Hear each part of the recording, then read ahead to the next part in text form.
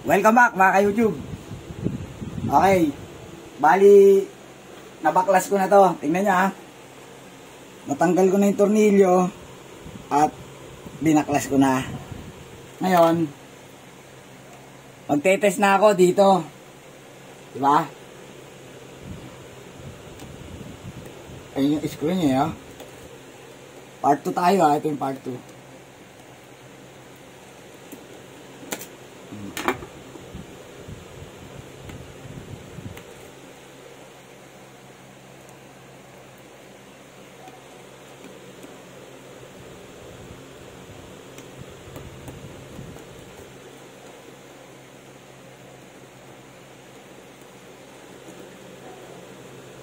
Okay.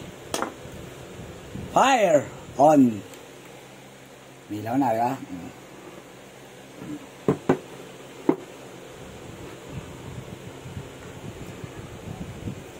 Ano nangyari?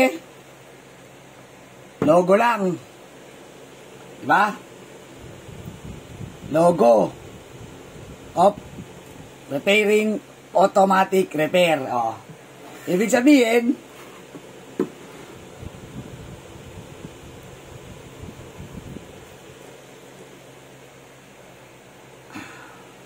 ayaw kasing ilapag dahil open siya eh. Kaya gusto ko nakaganto lang. Pwede kung may karton.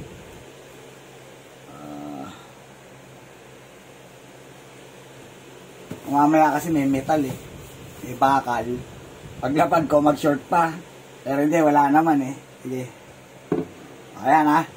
Attempting repair. Kasi may operating system yung M.2 ko. Yung operating system. Isa lang ang ibig sabihin.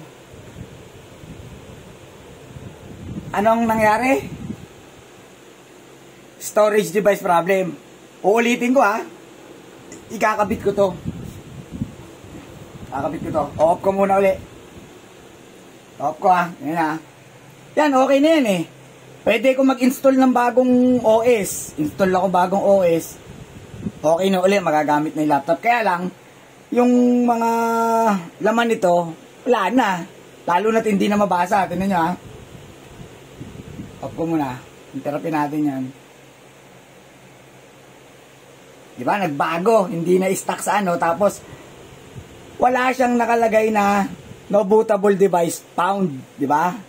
Kasi may bootable device found lang nakita. May storage device found na. Tanggalin ko ulit ha.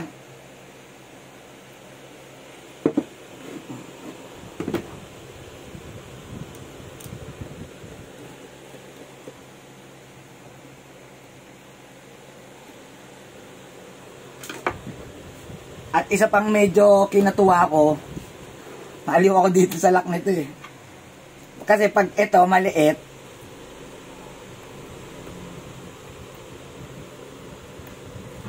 yan. Meron siyang stand eh, oh. Oh, stand oh. Kasi kung dito ko 'to ipapasok, kung dito ko 'to ipapasok na ganyan, pasok naman siya eh. Oh. Kaya lang hindi ko siya pwedeng i-lock.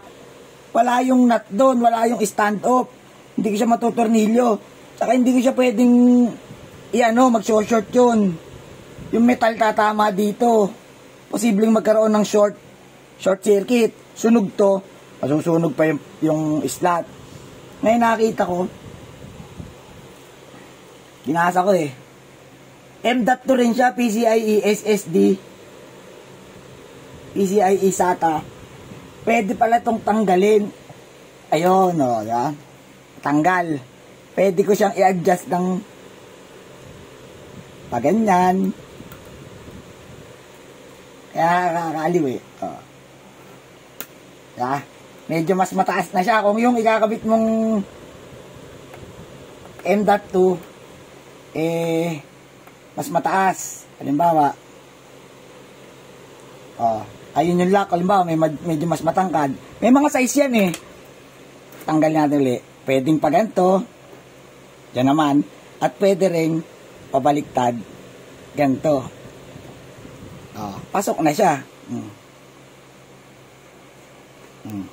Diba? Tornilyo ko siya. Pahabol lang yun, pahabol. Kumbaga para lang dagdag, dagdag information. Babalik natin siya dito. Di hugot-hugot lang siya. Ang galing eh, diba? Naliw ako konti kasi ngayon lang din ako naka-encounter ng ganito. Aba, galing nga, sabi ko gano'n. Okay, babalik ko ito ha. Sabi ko nga sa inyo, kailangan lang ng konting lakas ng loob. Lalo na kung eksperyensado ka naman ha. Bakit ka matatakot magbaklas ng magbaklas? Sige lang ng sige. Importante, dahan-dahan at saka mag-ingat. Mag-ingat sa pagbabaklas. Tsaka kailangan ng tamang tools lagi. Okay. On ko na uli. Ayan. Masdan niya.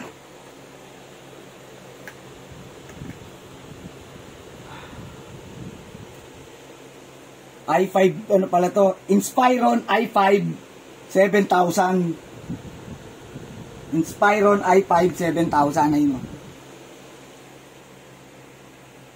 O ngayon, tingnan nyo to. Yun pa rin ang lumabas, di ba? Warning message. No bootable device found. Ayan o, no bootable device found. Okay. Wala tayong magagawa. Papatayin ko yan. At baklas uli. Siyempre. At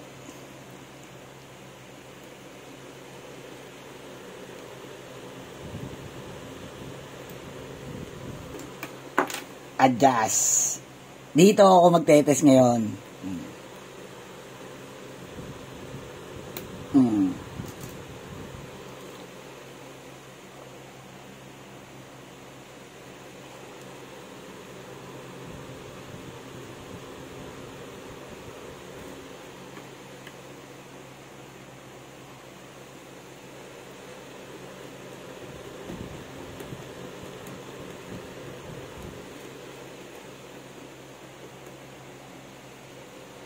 Okay.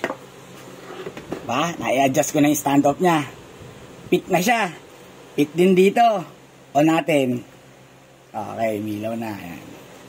Balik.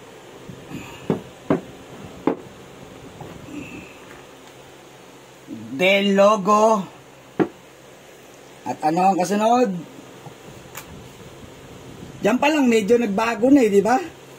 Medyo matagal na yung medyo ang tagal lang sa logo, tapos biglang lumabas preparing automatic repair. Binasa uli. Binasa yung storage device na kinabit natin. Ito, tinanggal kabit ko na, ayaw basahin. Diba? Diagnosing your PC. Para masiguradong binasa, kasi yan, siguradong binasa na papasok tayo sa BIOS UEFI. Interrupin natin uli yan. Shutdown. Long press lang yung on-off. O, yan. Tapos on ko ulit, papasok ako sa BIOS UEFI, F1 or F2. Yan na.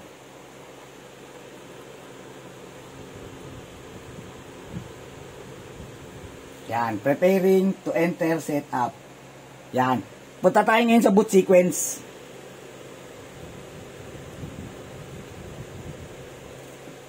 Oh, ano nakikita? May nakita siya, di ba? Ayun, UEFI, TSI. Pag sinabing TSI, transient zone. May partition to. Transient kasi yung ginabit ko. Ay, hindi, maglilipat lang pala yan. Yan, transient zone. Oh. Ah, diba? Nung kinlik ko yung view, meron. Ayun, GPT. Ah. Diba? Kanina, wala to. Diba? Ayun, 128. May 128 na TS 128. Ibig sabihin, transcend 128. 128 yun kasi ito, 512 to eh. Hindi ito yung original na karton niya. Pero eto siya. Diyan siya nakalagay. Okay. Di ba? Pinakita ko lang sa inyo na binabasa. Meron. Di ba? Tsaka pag pinindot mo itong view, meron. Hindi ka tulad kanina, kahit anong pindot natin, wala.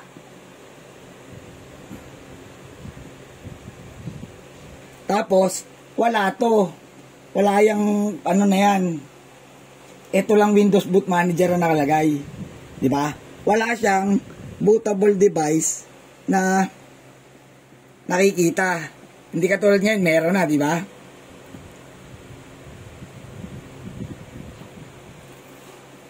Kaya ako nasabing, nadidetect talaga yung storage device na kinabit natin. Ngayon, pabibilihin ko na yung may-ari ng storage device. Yung may-ari nitong laptop, pabibilihin ko siya ng storage device niya. Kasi, masyado mababa kung yung 128 ang yung akin ang gagamitin niya. Yung akin ang babayaran niya. Pantest ko yun eh. Ayun na, preparing automatic repair. Okay. Kung gusto niyo, pa-part 3 natin yan. I-install lang mo ng operating system. Okay? Sa ngayon, hanggang dito na lang. This is Janie out. Huwag kalimutang, kung nakatulong ang topic natin at nagustuhan nyo, huwag kalimutang mag-like at mag-subscribe. Share sa mga friend. At yung talagang mga gustong mag-member, meron tayong membership. Ay, hindi ko pa pala yata na-activate, pero activate yung magme-member. Kasi papaliwanag ko kung ano ang magiging mga benefits ng mga magme-member. Tsaka bala kong magkaroon ng live stream na